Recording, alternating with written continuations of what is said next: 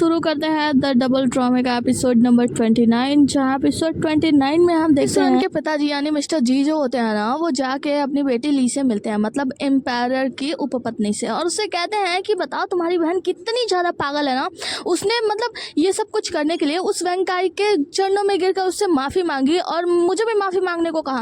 मतलब वो कितनी ज़्यादा पगला गई है, उसे अपने मतलब आपकी परवाह ही नहीं है, इतना सब कुछ करने पे वो तुल आई। तो इसके जो बहन होती है वो कहती है कि पिताजी वो तो आप ही की बेटी है ना, और आपने जैसा हमें सिखाया हम लोग वैसा ही बन गए हैं, वैसे आपकी उसमें उसकी क्या गलती है। तो पिताजी कहते हैं तुम क्या बकवास करिए, तुम्हें लगता है कि ये सब मेरे कारण हुआ है।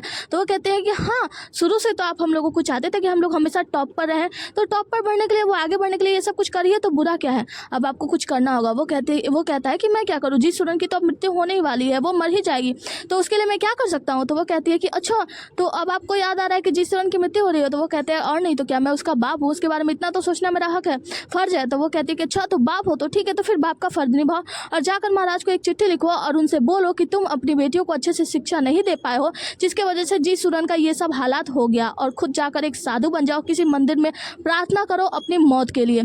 तो यहाँ पे जो पिताजी होते हैं वो कहते हैं कि तुम क्या बकवास कर रही हो। वो कहते हैं कि मुझे पता था कि तुम हमेशा से अपने लिए ही सब कुछ करते हो, अपने लिए ही तुम चाहते हो कि तुम्हारी बेटियां टॉप पर रहें ताकि तुम एक लग्जरियस लाइफ जी सको, अच्छे से जी सको।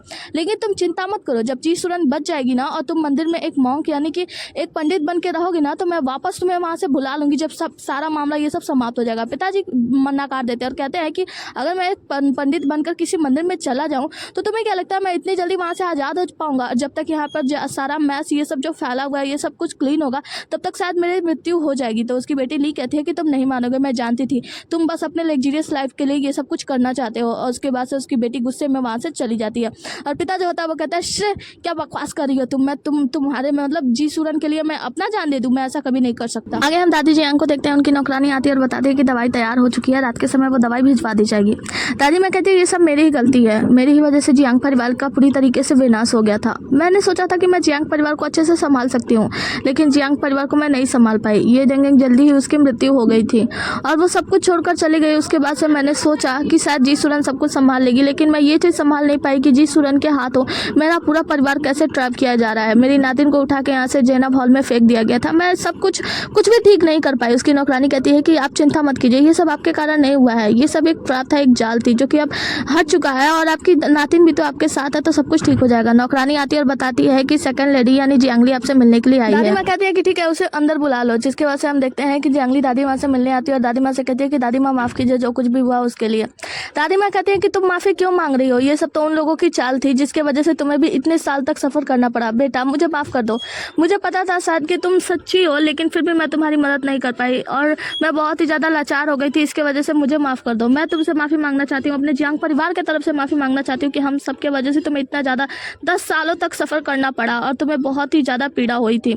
जियांगली कहती है कि दादी माँ ऐसी कोई बात नहीं है, वो सब वक्त था जो कि बीत चुका। मैं आपसे ये कहने के लिए आई हूँ कि मैं चाहती हूँ कि मैं जी सुरन से एक बार मिलूँ। दादी माँ कहती है कि तुम उससे क्यों मिलना चाहती हो, उस बेकार औरत से। तो जियांगली कहती है कि मैं बस उनसे मिलकर कुछ शब्द कहना चाहती हूँ, जिसके बाद से मैं वापस आ जाऊंगी। दादी माँ कहती है कि ठीक है अगर ऐसा है तो तुम जा सकती हो। इससे पहले कि जियांगली जाती यहाँ पे एक आदमी आता है और बताता है कि बाहर लेडी ली के तरफ से कुछ लोग आए हैं कुछ कहने के लिए, और सभी लोग यहाँ पे जियांग परिवार में इकट्ठा हो जाते हैं।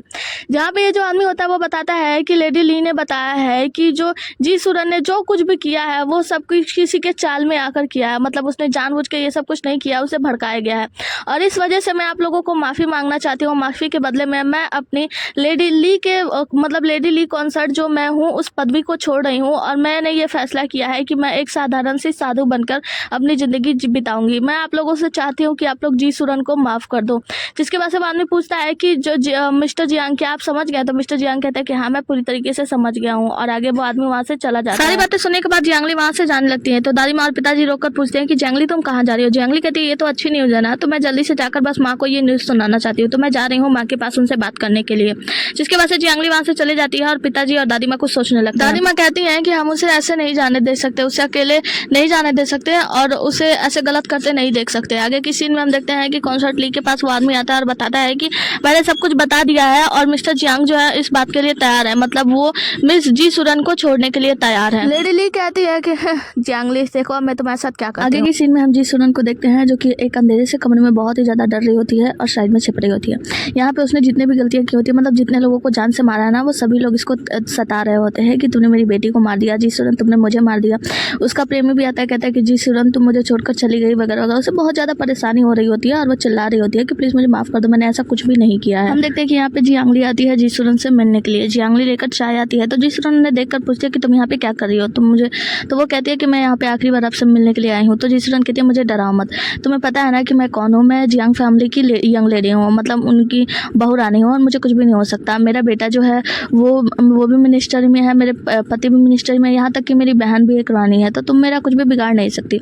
जी सुरन कहती है ओह जी फैमिली तुम्हारे साथ है ना, तो मैं तुम्हें बता दूँ, मुझे पता है कि तुम ये सब ना कैसे पाई हो, मतलब किस तरीके से तुम यहाँ तक पहुँची हो, किस तरीके से तुम इन लोगों की बहू रानी बनी हो। तो मुझसे तो झूठ बोलना ही बोलो तो ठीक है, क्योंकि हूँ मैडम ने मुझे सब कुछ बता दिया था। जहाँ पे हम हूँ मैडम को देखते हैं जो कि जियांगली को बता रही होती है कि तुम्हारी माँ की जब मृत्यु हुई थी तो ये सब मिलाकर चाल चली थी तो तुम्हारी सौतेली माँ ने, यानी जी सुरन ने। तो वो कहते हैं क्या इसका मतलब ये है कि मेरी माँ का मौत बीमारी की वजह से नहीं हुआ था? वो बताती है कि नहीं, तुम्हारी माँ तुम्हारे जन्म देने के बाद थोड़ा सा वीक हो गई थी और बहुत ही ज़्यादा परेशान रहने लगी थी, बीमार रहने लगी थी। डॉक्टरों ने जांच की, दवाई दी, लेकिन बाद में पता चला कि जी सुरन धीरे धीरे करके उन्हें स्लो पॉइजन दे रही थी ताकि वो कभी ठीक ही ना हो और उनकी मृत्यु हो गई। तो मुझे सारी सच्चाई पता चल चुकी है कि तुम्हारे यहाँ तो मेरी माँ की भी मौत हुई थी। तो वो कहती है कि वो मैडम हो, उसे तो मैं सबक सिखाऊंगी जब मैं यहाँ से बाहर निकलूंगी। तो जियांगली कहती है कि ठीक है, अगर तुम्हें उसे सबक सिखाना है ना तो ये लो, ये चाय जहर वाली है, इसे पी लो और जाके स्वर्ग में उसे सबक सिखाना, क्योंकि वो तो मर चुकी हैं। उन्हें तो अपने बेटी को देखना था, इसलिए उन्होंने आत्महत्या कर दी और सारी बातें हमें बता दी और फिर चिट्ठी भी लिख दिया। तो फिर अब तुम जाओ और उनसे ही पूछ लेना। तो ये कहती है कि नहीं तुम क्या कर रही हो, मैं जहर नहीं पी सकती। उसके बाद दरवाजा खटखटाने लगती है, कहती है कोई मुझे बचा लो। जियांगली कहती है कोई भी तुम्हें बचाने के लिए नहीं आने वाला है। तुम्हें पता है सब लोग तुम्हारी केयर क्यों करते थे? इसलिए कि उन्हें लगता था कि तुमने अपना बच्चा खोया है, लेकिन अब तो सबके सामने सारी सच्चाई निकल के आ चुकी है, तो तुम्हारा केयर कोई क्यों करेगा? ना तुम्हारे पति, ना तुम्हारी सासू माँ, सभी लोग तुमसे दूर भाग रहे हैं तुम्हारे ही वजह से। तुम्हें पता है तुमने क्या कुछ नहीं किया। वो जबरदस्ती करने लगती है जियांगली कि लो तुम इस जहर को पियो और मर जाओ। तो यहाँ पे जो जी सुरन होती है वो कहती है कि जियांगली तो अगर तुम मुझे जहर पिला रही हो तो तुम याद रखना, जब मैं भूत बनूंगी तो मैं तुम्हारे पास आऊंगी, तुम्हें आसपास मत डराऊंगी और तुम्हें जिंदगी जीने नहीं दूंगी। जियांगली कहती है ठीक है, अगर तुम्हें जियांगली को पसंद करना है ना, मतलब जियांगली को परेशान करना है ना, तो जाओ मरो और जाके उसे परेशान करना, और याद रखना तुमसे पहले तो जियांगली ही वहाँ पे पहुँच गई है। वो कहते क्या मतलब है तुम्हारा? मतलब ये है कि तुम जियांगली नहीं हो, मतलब कि तुम मर चुकी हो? तो वो कहते हैं कि हाँ मैं जियांगली नहीं हूँ। 10 साल तक जियांगली उस जेनब हॉल में रही जबकि वो प्रधानमंत्री की बेटी थी। उसने वहाँ पे इतने सारे कष्ट सहे तुम्हारी वजह से, कष्ट सहते सहते उसकी मृत्यु हो गई। वो वहाँ पे इतने सारे कष्ट सह के मर गए और तुम यहाँ पे राज भोग रही थी। तो वो बहुत ही ज़्यादा रोने लगती है। जी सुरन कहती है कि मुझे माफ़ कर दो जियांगली, ये सब मेरी गलती नहीं थी, मुझे फोर्स किया गया था ये सब करने के लिए।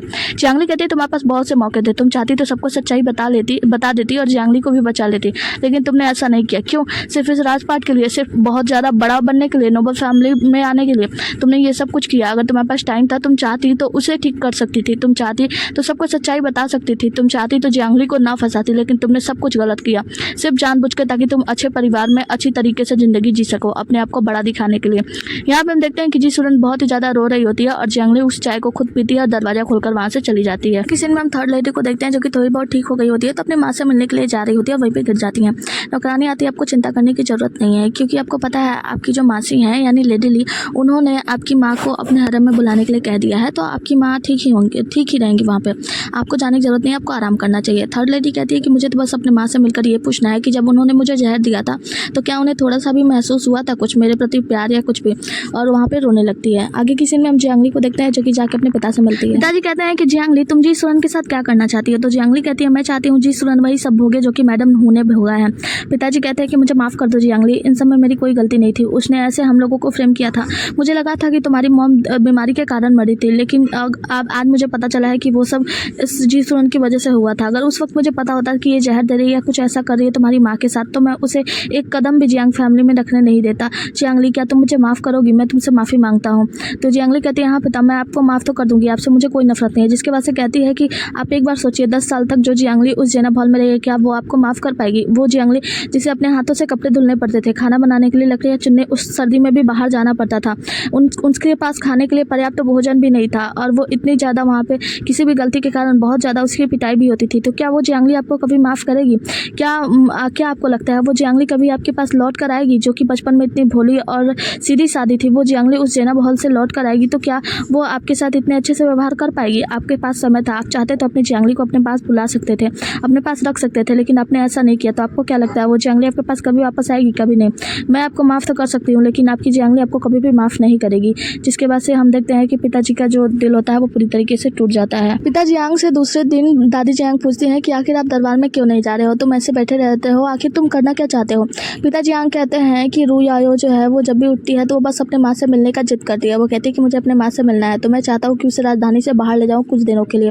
तो दादी जियांग कहती हैं कि वैसे ये अच्छा समय है, तुम्हें यहाँ पे रहकर जियांगली के साथ अच्छे से बात करनी चाहिए और उसके साथ अपने रिलेशनशिप को अच्छा करना चाहिए। पिता जियांग कहते हैं कि जियांगली के साथ में ऐसा नहीं है कि मैं उससे दूर भाग रहा हूँ, लेकिन मैं नहीं चाहता कि उसके मामलों में मैं रोक टोक करूँ। अब वो जो करना चाहती है मैं बस उसे करने देना चाहता हूँ। वो जी सुरन के साथ जो करना चाहे वो कर सकती है, इसीलिए मैं अभी राजधानी से बाहर जा रहा हूँ और मैं नहीं चाहता कि उसके बीच में मैं कोई भी दखल अंदाजी करूँ। मैं रुआयो को लेकर बाहर जा रहा हूँ ताकि रुआयो थोड़ी सी ठीक हो जाए। दादी माँ कहती है ठीक है, अगर तुम्हें ऐसा अच्छा लगता है तो तुम जा सकते हो। आगे किसी में हम राजा चैंग को देखते हैं। इनके सिपाही लोग इनको बधाई देते हैं, कहते हैं कि बधाई हो महाराज, और महाराज कहते हैं कि आप लोग हल्दी चाहिए और ये लोग शराब पीते हैं। जिसके बाद महाराज कहते हैं आप लोग जाओ एंजॉय करो हमारी जीत के लिए, और सभी लोग एंजॉय करने के लिए वो बड़ा बड़ा जो बोतल होता है ना मटका, वो लेके वहाँ से चले जाते हैं। राजा चैंग यहाँ पे खड़े होते हैं, तभी उनका सैनिक आता है, उनके कान में कुछ बताता है। वो कहते हैं कि ये सब क्या हो गया, मतलब मेरी बहन के रहते हुए ये सब हो गया। तो वो बताता है कि हाँ महाराज, दरअसल बात ये है कि हमारा जो इंपीरियर डिवाइनर था वो भी मारा गया। तो यहाँ पे जो राजा होते हैं वो कहते हैं कि अच्छा, और फिर वो बताता है कि यहाँ तक कि जियांग फैमिली में भी बहुत ज़्यादा नुकसान हुआ है। जियांग फैमिली के बहुत सारे लोग भी, मतलब कुछ लोग मारे गए हैं, और साथ ही बहुत सारी सच्चाई भी उभर के सामने आई है, जिससे जियांग फैमिली भी इस समय टूट चुकी है। राजा चैंग खुश हो जाता है, कहता है कि इसका मतलब ये है कि मेरी बहन ने जो कुछ भी किया इंपीरियर डिवाइनर को लेकर, इससे कि जियांग फैमिली को थोड़ी बहुत चोट तो पहुंची है, जिससे महाराज का भी एक हाथ टूट ही गया है ना। और हंसने लगते हैं। दरबार का दिखाया जाता है, जहाँ पे हम देखते हैं कि राजा जो होते हैं वो बैठे होते हैं और अपना जो कार्यक्रम होता है समाप्त करके जाने लगते हैं।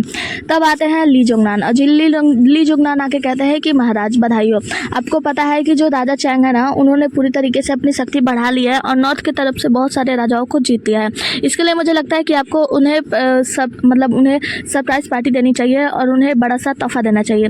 तो यहाँ पे राजा कहते हैं कि अच्छा, मेरे भाई ने ऐसा किया है तो ये बताओ उन्हें क्या तोहफा देना चाहिए, क्या आप लोग इस बात से सहमत हैं। हम देखते हैं कि सारे मंत्रीगण इस बात से सहमत होते हैं कि लॉर्ड चैंग जो है, मतलब राजा चैंग जो है ना, वो बहुत ही अच्छा कार्य कर रहे हैं। महाराज को बहुत ही ज़्यादा गुस्सा आ जाता है। मतलब देखा जाए तो राजा चैंग जो है ना, वो भी इस एम्पायर के ही भाई हैं, लेकिन वो राज्य को हथियाना चाहते हैं। इसीलिए ये जो राजा है ना, वो धीरे धीरे करके ड्यूक सू के साथ मिलकर राजा चैंग के सभी लोगों को मरवाना चाहते हैं। आगे एम्पायर को देखते हैं जो कि बेहद ही ज़्यादा गुस्से में होते हैं, और जो ड्यूक सू होते हैं उनसे कह रहे होते हैं कि आखिर ये मंत्रियों को लगता क्या है, मतलब ये सभी लोग लॉर्ड चैंग को ही बेहतर समझ रहे हैं, उन्हीं को राजा बनाना चाहते हैं, आखिर मैं क्या करूँ। वो बहुत ही ज़्यादा गुस्सा हो रहे होते हैं। तो ड्यूक सू कहते हैं देखिए, आपको गुस्सा नहीं करना चाहिए, आपको अभी अपने होश में रहना चाहिए, अपना होश नहीं खोना चाहिए, आपको बस आराम से काम करना है। तो महाराज कहते हैं आराम से कैसे काम करूँ, मैं क्या करूँ। तो ड्यूक सू कहते हैं कि आप एक काम कीजिए, जो उत्तर साइड के एक जो राजा है ना, आप उन्हें खाने पे बुलाएं और उनके साथ मित्रता करें। तो यहाँ पे राजा कहते हैं इससे क्या होगा। तो वो कहते हैं आपको पता है उस राजा की सिर्फ एक सिस्टर है प्यारी सी, तो आप उनके साथ अगर राजगद्दी अपना, मतलब उसके साथ अपनी दोस्ती बना लेते हैं तो शायद लॉर्ड चैंग भी इन सब में असमर्थ हो जाएंगे। मतलब आपके आगे तो उनकी सेना कम ही हो जाएगी ना, क्योंकि आप उस राजा के साथ मिलकर एक अच्छी सी दोस्ती बना लेंगे। वो कहता है कि क्या कहने का मतलब है तुम्हारा। तो ड्यूक सू उन्हें समझाते हैं, जिसके बाद से वो कहते हैं कि हाँ तुम क्या तो सही रहे हो, तो ठीक है, तो फिर एक काम करो, जाके उस राजा से हमारी मुलाकात फिक्स करो। और ड्यूक सू जो होते हैं वो वहाँ से जाने लगते हैं। जब ड्यूक सू जाने लगते हैं तो राजा उन्हें रोकते हैं और कहते हैं कि रुको, मुझे तुमसे एक सवाल करना है। वो कहते हैं कि हाँ कहिए ना। तो वो कहते हैं कि जो जियांग है वो छुट्टी पे गए हैं कुछ दिनों के लिए, जब से वो छुट्टी पे गए हैं तब से उनका काम तो बाकी ही रह रहा है ना, तो बाकी जो मंत्रीगण है तो वो उनके पोस्ट को लेना चाहते हैं। तो आपको क्या लगता है सही कैंडिडेट कौन होगा। तो ड्यूक सू कहते हैं कि आप ऐसा पूछ रहे हैं, इसका मतलब ये है कि सही कैंडिडेट आपके मन में है ना। तो वो बताते हैं कि हाँ, मैं चाहता हूँ कि मैं सेन यूरोन को वो जगह दे दूँ। तो यहाँ पे जो ड्यूक सू होते हैं वो कहते हैं कि सेन यूरोन आप एक बार और सोच लीजिएगा। तो वो कहते हैं राजा कि तुम्हें क्या लगता है कि अगर सेन यूरोन को मैं मंत्री के पद पे बैठा देता हूँ तो जियांगली के लिए नुकसान हो जाएगा, है ना। तो ड्यूक सू कहते हैं नहीं, मैं ऐसा कुछ भी नहीं सोचता। तो राजा कहते हैं कि देखो, अगर तुम इन सब मामले में अपना इमोशन ना ही घुसाओ तो अच्छा है। मुझे पता है तुम शायद थोड़ा सा इमोशनल हो रहे हो, अब पहले तो तुम ऐसे नहीं थे।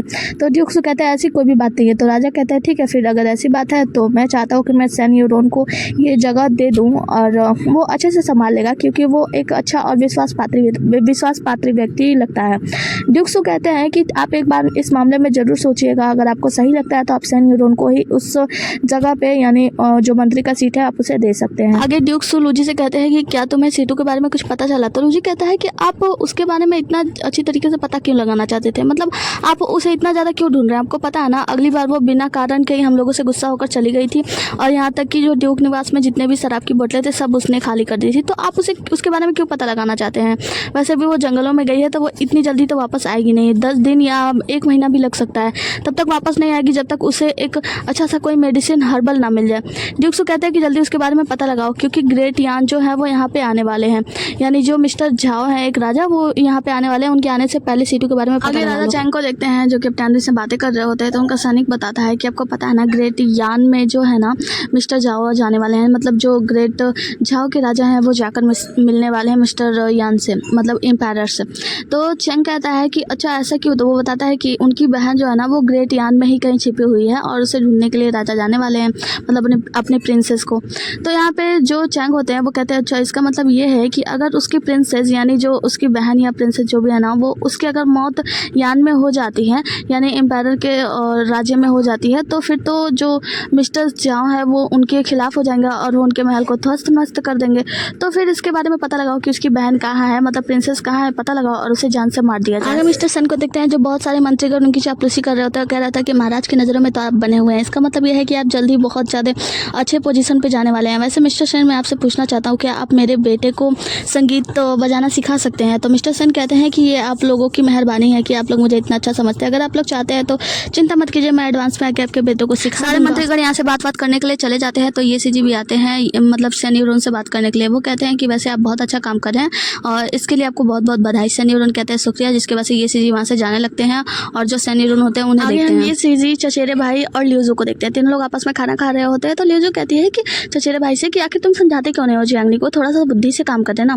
तो वो चचेरा भाई कहता है वैसे तुम लोग भी तो हो, तुम लोग भी तो अच्छे से समझा सकते हो, उसे समझाओ। ये सीजी होते हैं वो कहते हैं कि महाराज की तरफ से मतलब एम्पायर ने कुछ लोगों को चुना है और इन्वाइट किया है कुछ लोगों को, क्योंकि यहाँ पे ग्रेट झाओ आने वाले हैं, मतलब राजा झाओ आने वाले हैं जल्दी ही महाराज से यानी एम्पायर से मिलने के लिए। तो वो कुछ लोगों को इन्वाइट करना चाहते हैं जो कि आके महाराज का प्रोत्साहन करें, उनका स्वागत में गीत गाएं और संगीत वंगीत बजाएं। तो मैं चाहता हूँ कि जियांगली भी हमारे साथ आए क्योंकि जियांगली जरूर चुनी जाएगी।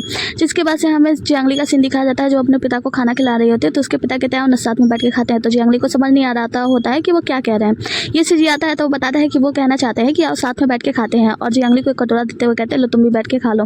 जियांगली बैठ के खाने लगती है। तो ये सीजी कहते हैं कि मैं इन्वाइट करना चाहता हूँ तुम्हें अपने साथ। एम्पायर ने बहुत सारे अच्छे लोगों को इन्वाइट कर रहे हैं, मतलब जो ग्रेट झाओ है वो यहाँ पे आने वाले हैं और उनके स्वागत में सभी लोग यहाँ पे आ रहे हैं, गीत गाएंगे और संगीत वंगीत बजाएंगे। तो मैं चाहता हूँ तुम भी हमारे साथ आओ। जियांगली कहती है कि मैं नहीं जाना चाहती, मैं थोड़ा समय के लिए आराम करना चाहती हूँ।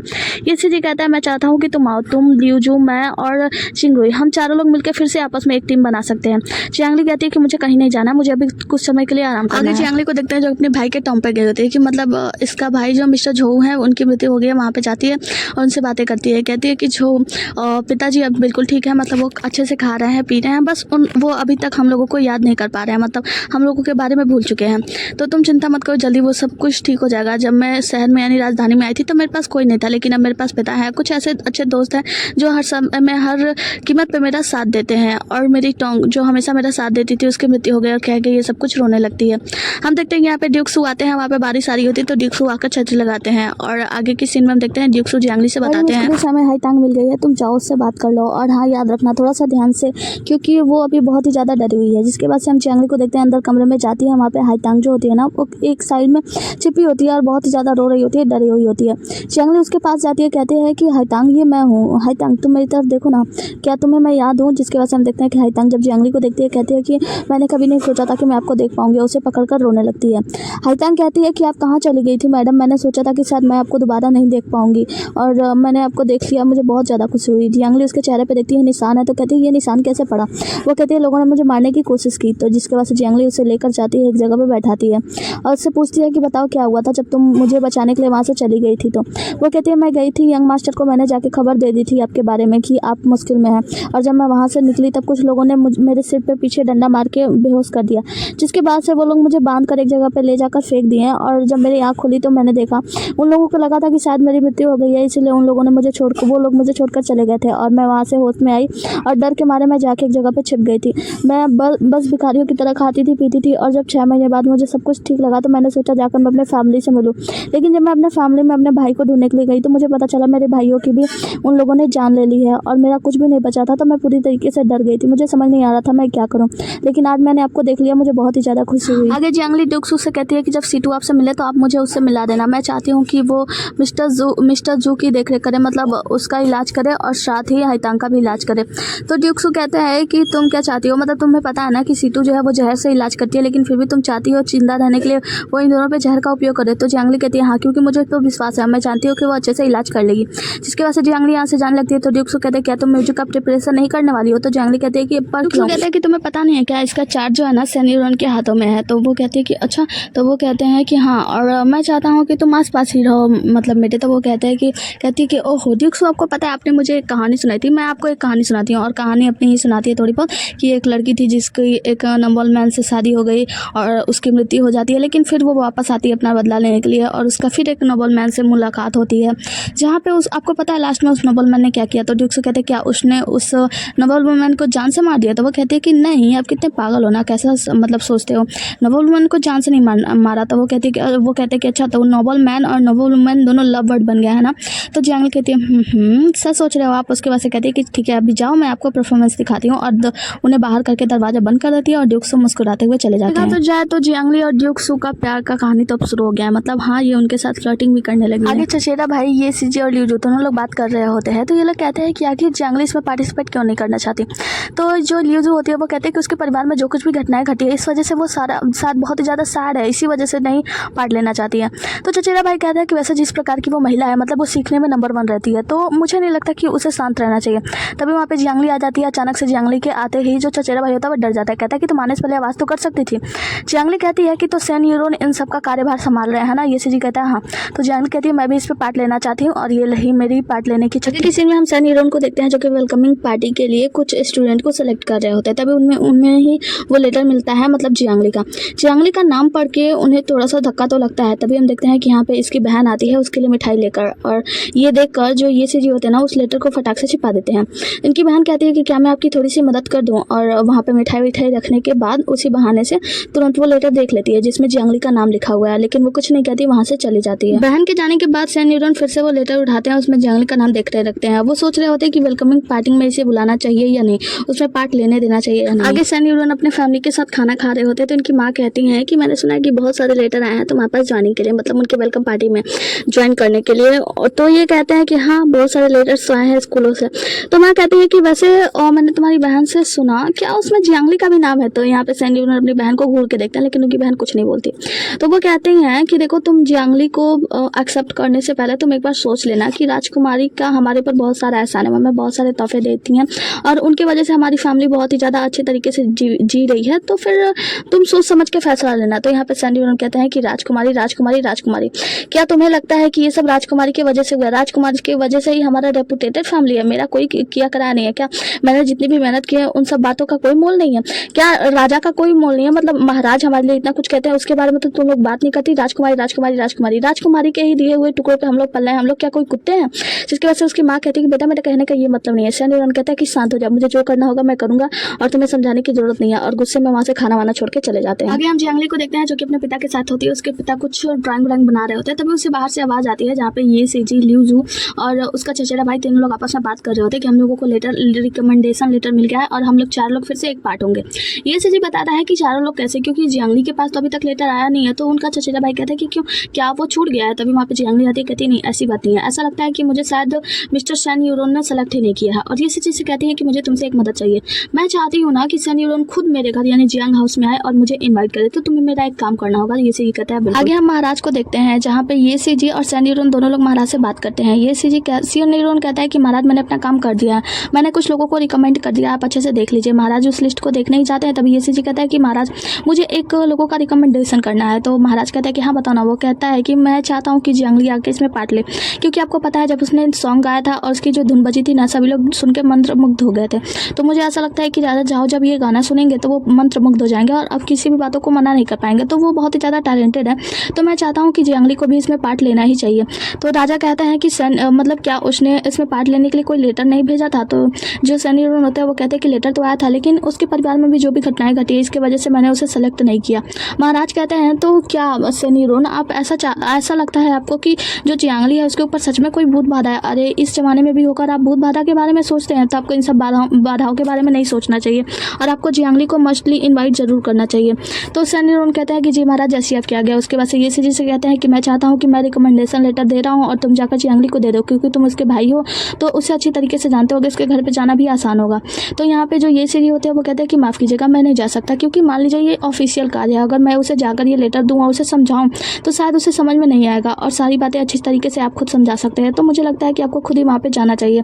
तो सनी लियोन कहते हैं कि ठीक है, जैसा तुम चाहो, और वो समझ जाते हैं कि ये लोग मुझे खुद भेजना चाहते हैं। आगे जियांगली एक जगह पे बैठी होती है तो उसकी नौकरानी आके बताती है कि आपने सच कहा था, आपको पता है सनी लियोन आ गए हैं बाहर आपसे मिलने के लिए, जिसकी वजह से जियांगली जाती है सनी लियोन से मिलने के लिए।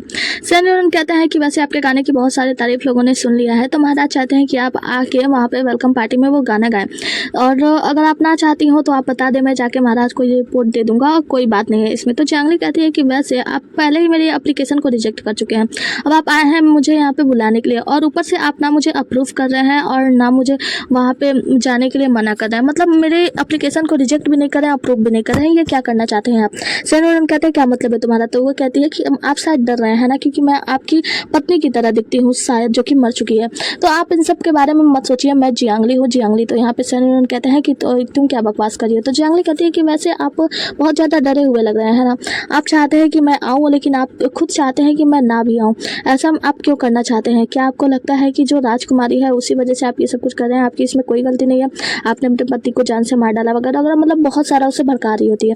सनी लियोन कहते हैं कि आपको जो समझना है आप समझ सकते हैं, लेकिन आप ये बात याद रखिए, मैं बस आपको वहाँ पे इसलिए नहीं बुलाना चाहता क्योंकि आपके परिवार में जो कुछ भी हुआ उसकी वजह से मैं थोड़ा चिंतित था। जियांगली कहती है ओह चिंता, आपको पता है मेरी नौकरानी टोंग जो मेरी बहन की तरह थी, मेरी जान बचाते बचाते उसकी मौत हो गई, और ये आपकी राजकुमारी की वजह से हुआ, उनके एम्पायर डिवाइनर की वजह से हुआ, मतलब बहुत सारा कुछ बोल रही होती है। सनी लियोन कहते हैं कि जो कुछ भी हुआ उन लोगों की गलती थी, इसमें मेरी कोई भी गलती नहीं थी, और सनी लियोन मुस्कुराकर यहाँ से प्रणाम करके चले जाते हैं। जहाँ हम देखते हैं सनी लियोन अपने घर पे होते हैं, रात के अंधेरे में अपने चेहरे को शीशे में देख रहे होते हैं, लेकिन उन्हें अचानक से उसमें जियांगली नजर आती है और वो शीशे को फोड़ देते हैं, जिसके बाद से वो सारी बातें को याद कर रहे होते हैं जब उनकी माँ कहती है कि राजकुमारी के दिए हुए पैसों पे हम लोग पल रहे हैं और राजकुमारी का तुम्हें ध्यान रखना होगा। राजकुमारी कहती है कि तुम मेरे कुत्ते हो कुत्ते, मतलब सारी बातें याद करके इन्हें ऐसा लग रहा होता है कि चारों तरफ से इन्हें कैदी बनाया जा रहा होता है। सनी लियोन बहुत ही ज़्यादा नाराज हो रहे होते हैं, बहुत ही ज़्यादा गुस्सा आ रहा होता है, वो अपना सर पकड़ के वहीं पे बैठ जाते हैं और चिल्लाने लगते हैं। इसी के साथ ये एपिसोड यहीं पे खत्म होता है, मिलते हैं अगला एपिसोड में, तब तक के लिए tata bye bye take care, और हाँ कमेंट करना मत भूलना, कमेंट कर देना, बाय।